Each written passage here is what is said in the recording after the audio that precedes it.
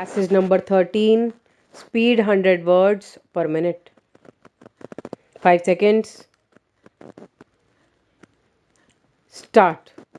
I must begin by pointing out that while there has been a steady improvement in the inflation situation in India, there are important tasks ahead to be undertaken to get to the desired outcomes.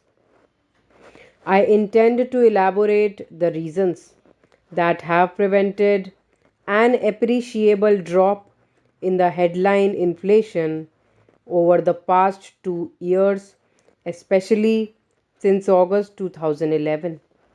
I would also like to share with this August House the policy framework that we hope will bring down the inflation rate to more acceptable levels in the next 6 to 12 months. Since August 2011, when we last discussed the issue of inflation in the overall wholesale price index inflation has been stable. It was 9% in August 2011 and 10% in October 2011. However, the food inflation has been on the rise. In these 3 months, certain food items, namely fruits and vegetables, egg, meat, fish, and milk, have been the major contributors to food inflation. Along with fuel and power items, it has led to the stickiness in the headline inflation. With food items, the average inflation in cereals has been 4.7% in the period August to October 2011, with negative inflation in wheat. The inflation in pulses was also negative. Let me also give you an idea of movement in average monthly retail prices in a few selected food items over the last 2 years. However, this was not the case with food items like vegetables and fruits as pointed out earlier. Honorable members are aware that inflation is caused by a mismatch of demand and supply, particularly demand overshooting supply. During periods of rapid growth and structural change, inflation does tend to increase.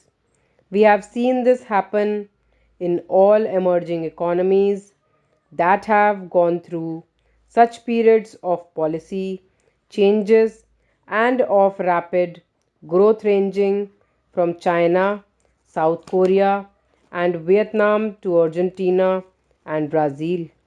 Sir, in a globalized world where the growing Indian economy is dependent on commodity imports in critical areas like fuel oils, edible oils, etc., movements in international prices have a direct bearing on level of domestic inflation and its management. In a bid to jumpstart their economies and cut down unemployment, several countries have expanded liquidity in their markets. We find that this increased liquidity in the industrialized countries has generated inflationary pressure in virtually all emerging economies and some developing economies. In the past 5 to 6 months, inflation has been at over 13% in Pakistan, over 9% in Argentina and Russia, and over 10% in Bangladesh, and over 7% in Brazil.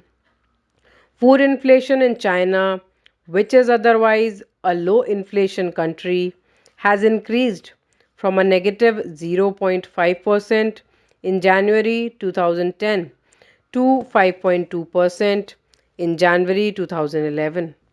There is another peculiar development in the international markets that has contributed to inflationary trends being sustained over the past 12 months in import dependent emerging markets.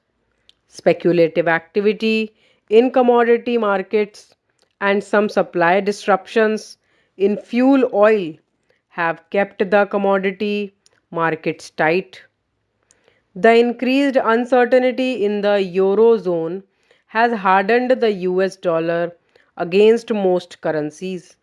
The Indian rupee, which was rupees 44.4 to a dollar in April 2011, has depreciated to rupees 52 as of November 21, 2011.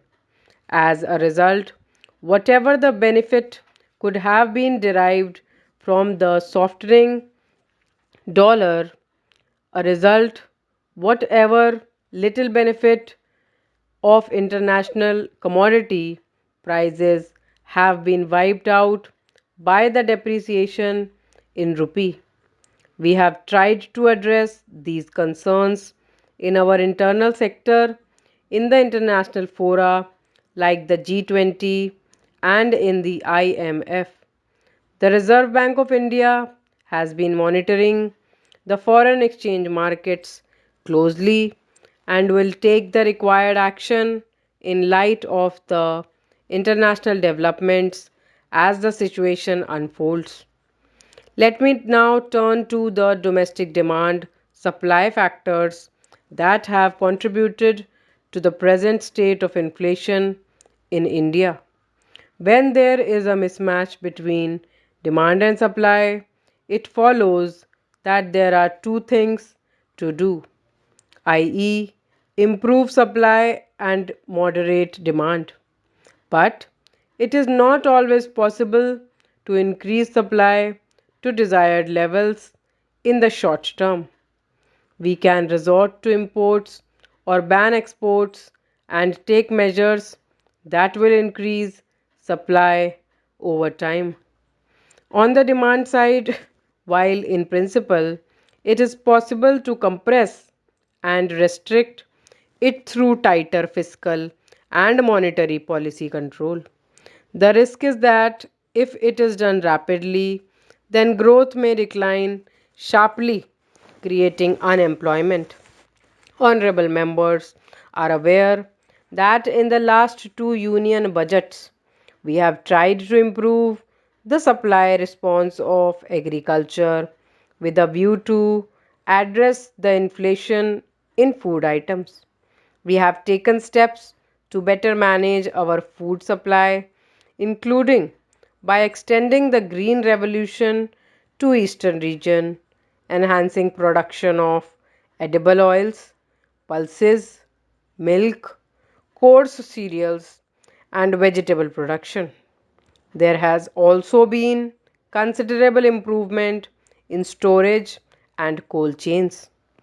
On the demand side, in these difficult circumstances, the Reserve Bank of India has tightened liquidity by raising the interest rate.